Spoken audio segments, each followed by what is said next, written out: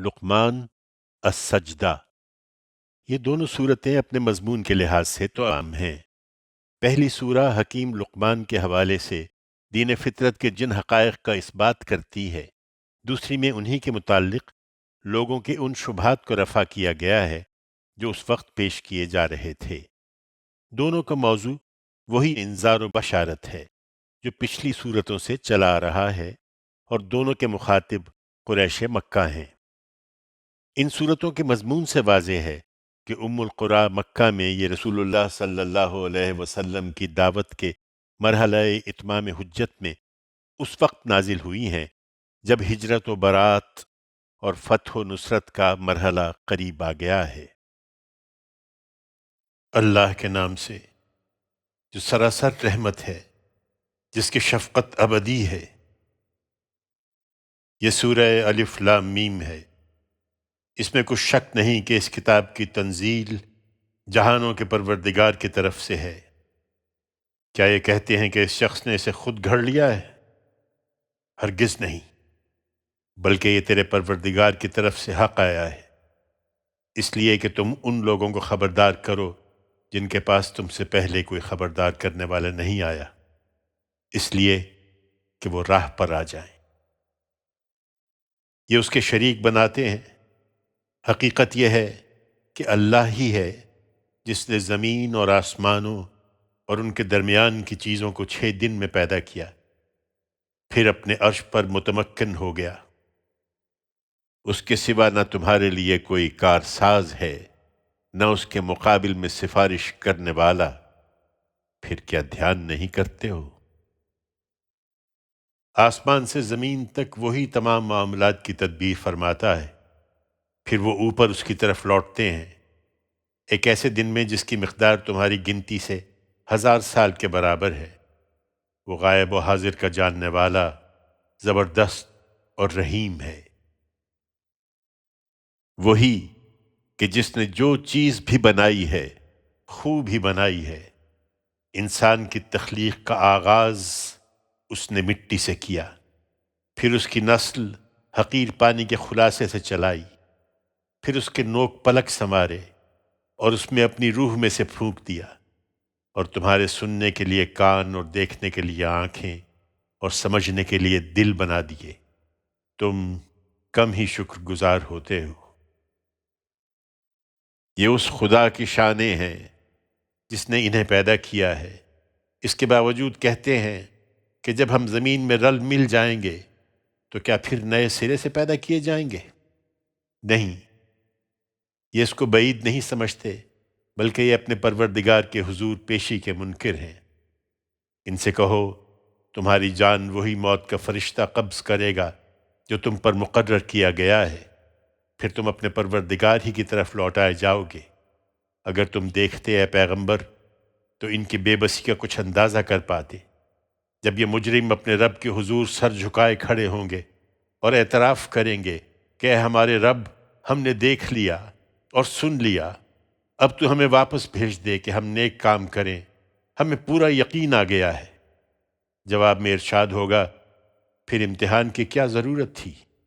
اگر ہم چاہتے تو ہر ایک کو اس کی ہدایت خود ہی دے دیتے، لیکن ہم نے تمہیں امتحان میں ڈالا اور تم نے ہدایت پر گمراہی کو ترجیح دی، سو میں نے جو بات کہی تھی پوری ہو گئی کہ میں جہنم کو جنوں اور انسانوں سب سے بھر کر چھوڑوں گا۔ اس لیے اب چکھو اس کا مزہ کہ تم نے اپنے اس دن کی پیشی کو بھلائے رکھا، ہم نے بھی تمہیں بھلا دیا ہے۔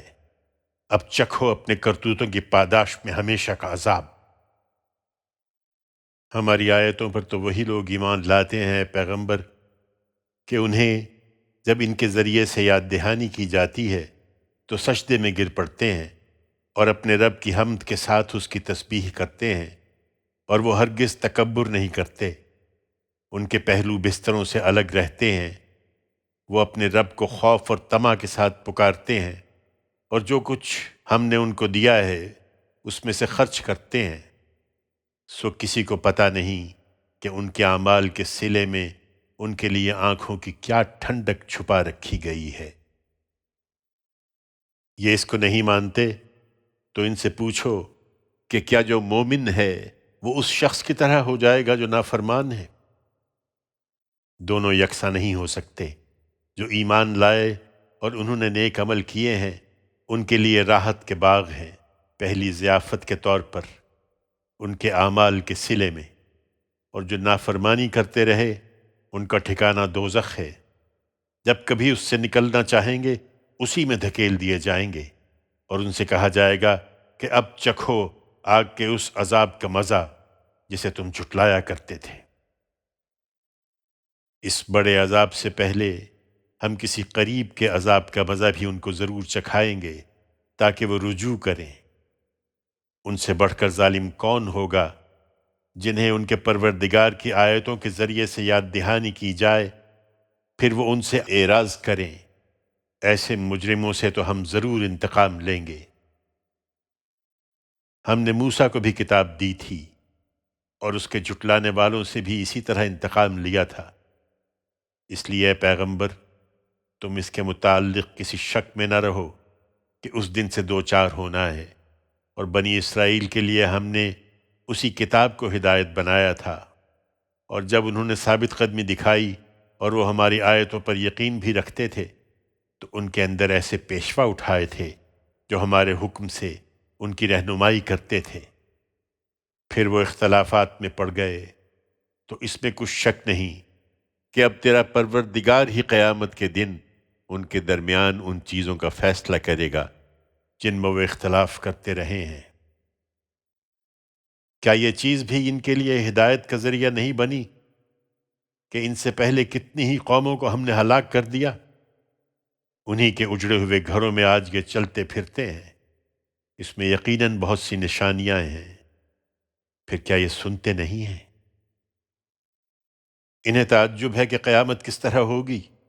ان سے پوچھو کیا انہوں نے دیکھا نہیں کہ ہم پانی کے بادلوں کو چٹیل میدان کی طرف ہانک کر لے جاتے ہیں، پھر اس سے کھیتی اگاتے ہیں جس سے ان کے چوپائی بھی کھاتے ہیں اور یہ خود بھی، پھر کیا دیکھتے نہیں ہیں؟ پوچھتے ہیں کہ یہ فیصلہ کب ہوگا اگر تم سچے ہو؟ کیا یہ اس کو دیکھ کر ماننا چاہتے ہیں؟ ان سے کہو فیصلے کے دن انکار کرنے والوں کا ایمان انہیں کچھ بھی نفع نہ دے گا اور نہ اس کے بعد انہیں مہلت دی جائے گی۔